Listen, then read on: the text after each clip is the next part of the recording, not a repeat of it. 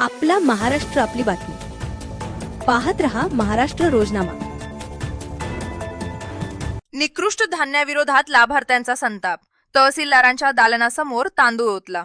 नमस्कार, आपण पाहता आहात महाराष्ट्र रोजनामा। आता पाहूयात सविस्तर बातमी।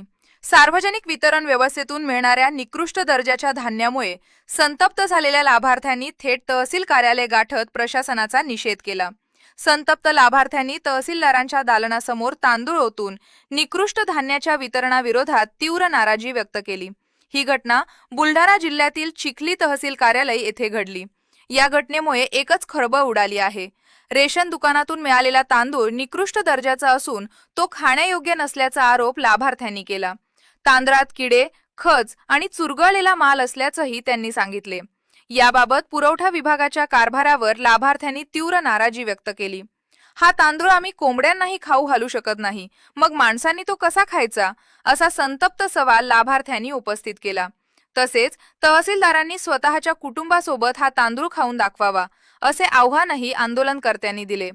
धान्याच्या दर्जाबाबत वारंवार तक्रारी करूनही अपेक्षित सुधारणा होत नसल्याचा आरोप लाभार्थ्यांनी केला। अधिकाऱ्यांनी स्वतःच्या कुटुंबाला असा तांदूळ खायला दिला असता का, असा सवालही यावेळी उपस्थित करण्यात आला। तांदळाबरोबरच रेशन दुकानांवर विक्रीसाठी ठेवण्यात येणाऱ्या इतर धान्याच्या दर्जाबाबतही लाभार्थ्यांनी नाराजी व्यक्त केली। माणसांच्या आहारासाठी योग्य व दर्जेदार धान्य उपलब्ध करून द्यावे आणि निकृष्ट धान्याचे वाटप थांबवावे, अशी मागणी करण्यात आली।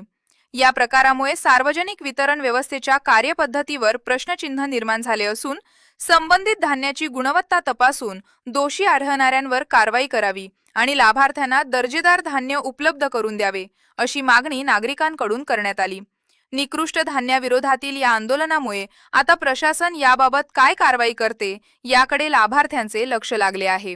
अशाच आणि विश्वासार्ह बातम्यांसाठी आमच्या चॅनलला सबस्क्राईब करा, व्हिडिओला लाईक करा आणि शेअर करायला विसरू नका।